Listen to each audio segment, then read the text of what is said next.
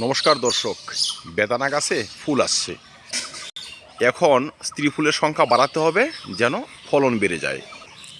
এখন যদি যত্ন সঠিকভাবে হয় তবে ফুল ঝরা কমবে, গুটি ঝরা কমবে, গাছে বাম্পার ফলন হবে। বেদানার ফুলকে গাছে ধরে রাখতে বেশ কিছু খাদ্যের প্রয়োজন হয় কয়েকটি বিশেষ উপাদানের। প্রায় প্রতিটা বেদানা গাছ থেকেই প্রচুর পরিমাণে ফুল আসে, কিন্তু সেই ফুল ফলে পরিণত হয় না কেন? আজকের ভিডিওতে থাকবে এই সমস্ত নিয়ে বিস্তারিত আলোচনা। ফেব্রুয়ারি মাস, তাই এখন সঠিক যত্নের মাধ্যমে বেদানার ফলনকে বাড়িয়ে নিতে পারি কয়েক গুণ। তো আসুন ভিডিওটি কন্টিনিউ করা যাক। বেদানা, ডালিম, আনার গাছে ফুল আসবে, আর এই সময় যদি আমরা পরিচর্যাটি একটু ভালোভাবে করতে পারি, সেক্ষেত্রে সেই সমস্ত ফুল থেকে ফলে পরিণত হওয়ার হার বেড়ে যাবে। বেদানা গাছের টবে এখন খাবার দিতে হবে, যেই খাবারে থাকবে প্রচুর পরিমাণে পটাশিয়াম, ফসফরাস, বোরন এবং বিভিন্ন প্রকার মাইক্রোনিউট্রিয়েন্টস। যে খাবারগুলো শুধু সুস্থ ফুলই নিয়ে আসবে না, ফুলকে ধরে রাখার মতো ক্যাপাসিটিও থাকবে। তো দর্শক, আমরা সকলেই জানি যে বেদানা গাছ থেকে আপনি ফল যদি পেতে চান, সেক্ষেত্রে পটাশিয়াম লাগবে প্রচুর পরিমাণে। বিভিন্ন সময় আমরা এমওপি বা পটাশিয়াম ক্লোরাইড বা লাল পটাশ ব্যবহার করি, কিন্তু এখন যেহেতু ফুল এসেছে বা ফুল আসার টাইম হয়ে গিয়েছে, এখন যদি আমরা সাদা পটাশ ব্যবহার করি তরল আকারে, তবে সেটি গাছ দ্রুত গ্রহণ করবে। এই সময় যেহেতু খাবার দিতেই হবে, তাই আমরা একটি রাসায়নিক এবং অর্গানিক মিশ্রিত পটাশিয়াম, ফসফরাস এবং মাইক্রোনিউট্রিয়েন্টসের সোর্স গাছকে দিতে পারি। দর্শক, আমরা 1 থেকে 1.5 লিটার জল নিব, সেখানে 5 গ্রাম 005234 নিব, 2 গ্রাম মোমোমিন পাউডার নিব, 1.5 গ্রাম বোরন 20% নিয়ে নেব, আধা মুঠি সর্ষের খোল, আধা মুঠি কলার খোসা এবং আধা মুঠি পেঁয়াজ রসুনের খোসা নিয়ে নিতে পারি। 10-12 দিন ভালো করে জৈব উপাদানগুলো পচিয়ে, রাসায়নিক উপাদানগুলো তার সঙ্গে মিশিয়ে 5 গুণ সাধারণ জল মিশিয়ে টবের মাটিতে দিয়ে দেব। এই খাবারটি ব্যবহার করলে কি হবে, এই ফুলগুলো রয়েছে না, এরা কিন্তু চট করে ঝরবে না, মানে এদের ঝরার প্রবণতাটা অনেক কমে যাবে। কারণ এখন যদি গাছ প্রপার পটাশিয়াম পায়, সেক্ষেত্রে কিন্তু এই সমস্ত ফুলকে ধরে রাখতে পারবে। আর যদি পটাশিয়ামের ঘাটতি হয়, ফুল ফুটে যাওয়ার পর বা ফল সৃষ্টি হওয়ার পরও কিন্তু ঝরে যাবে। কিছু কিছু গাছে দেখবেন ফুল আসার প্রবণতাই কম, মানে 2টো 4টে 5টি 10টি ফুল নিয়ে আসে। এখন কোনো গাছ যদি 10টি ফুল নিয়ে আসে, এর মধ্যে তো 5 থেকে 7টি পুরুষ ফুলই থাকবে, স্ত্রী ফুল থাকবে 2-3টি। তো সেই অবস্থাতে ফলন তো কমই হবে। কিন্তু গাছ যদি বেশি পরিমাণে ফুল নিয়ে আসতে পারে, গাছের ফুল আসার প্রবণতা বাড়াতে পারে বোরন, জিঙ্ক এবং পটাশিয়াম। আমরা যদি এখানে কিছু জৈব উপাদান ব্যবহার করি, সেখানে কিন্তু সামান্য জিঙ্ক রয়েছে, কলার খোসাতে জিঙ্ক রয়েছে। আর বোরন তো আমরা এক্সট্রা ব্যবহার করব। বোরন ব্যবহার করার পর ফুল আসার প্রবণতা কিন্তু অলরেডি বেড়ে যাবে। তারপর রয়েছে পটাশিয়াম। পটাশিয়ামের কাজই হলো গাছকে স্ট্রেস মুক্ত করা, একটি অধ্যায় থেকে আরেকটি অধ্যায় নিয়ে যাওয়া, গাছে প্রচুর পরিমাণে ফুল নিয়ে আসা, ফুলকে ধরে রাখা, ফুল থেকে ফলের সৃষ্টি করা। 2 নম্বর হচ্ছে আমাদের স্ত্রী ফুলের সংখ্যা বাড়াতে হবে, যেন বেশি পরিমাণ স্ত্রী ফুল হয় এবং বেশি পরিমাণে ফুল থেকে গুটির সৃষ্টি হয়। বেদানা গাছে যত পরিমাণে ফুল আসে তার 80% থাকে পুরুষ ফুল। স্ত্রী ফুলের সংখ্যা খুব জোর 20%। 100টি ফুলের মধ্যে 80টি ঝরে গেল, দেখবেন গাছ লাল হয়ে ফুল চলে এসে একদম বসন্তকাল শুরু হয়ে গিয়েছে, কিন্তু ঝরতে ঝরতে সম্পূর্ণ ফুলই ঝরে যায়, সেই 2-4টে ফল দাঁড়িয়ে থাকে। বেদানা গাছে 3 ধরনের ফুল দেখা যায়, স্ত্রী, পুরুষ এবং উভয়লিঙ্গ ফুল।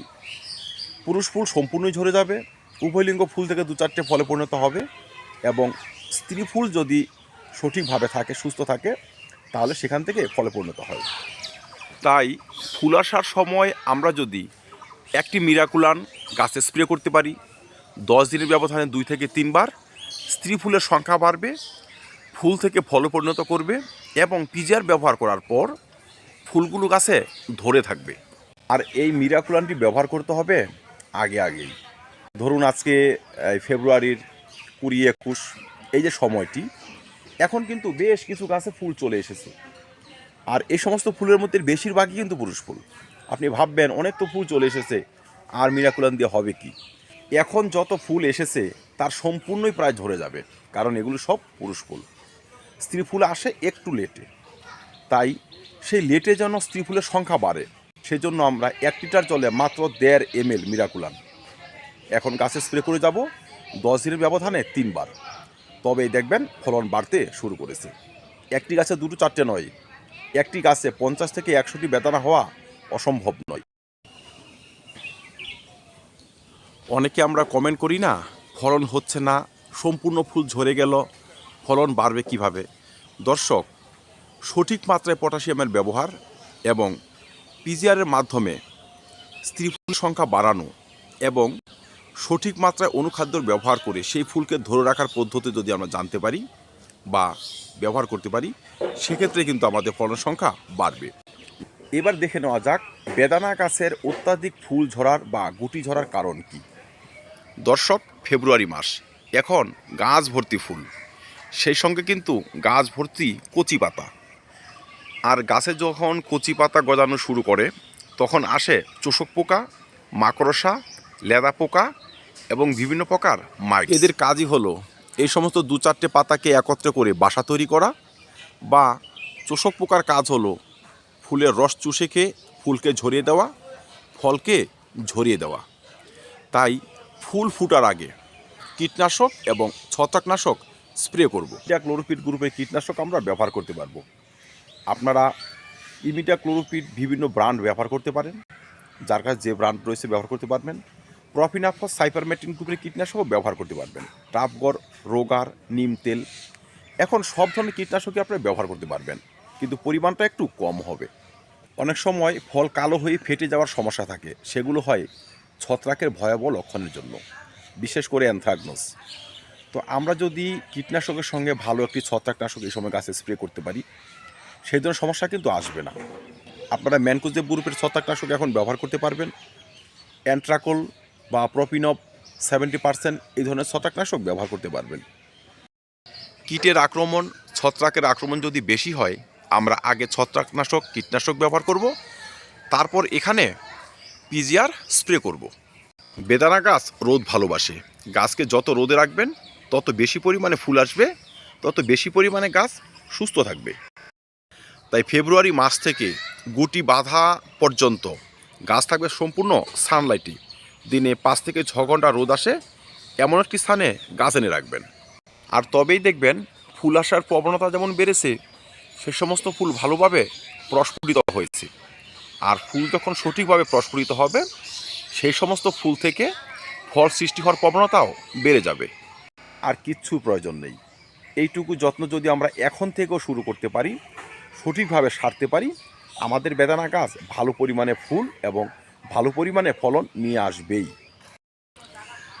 তো ধন্যবাদ দর্শক, দেখা হবে অন্য ভিডিওতে অন্য কোনো টপিক নিয়ে। ভিডিওটি ভালো লাগে লাইক এবং শেয়ার করে দেবেন, চ্যানেলটি সাবস্ক্রাইব করে পাশে থাকবেন। ভিডিও দেখার জন্য অসংখ্য ধন্যবাদ।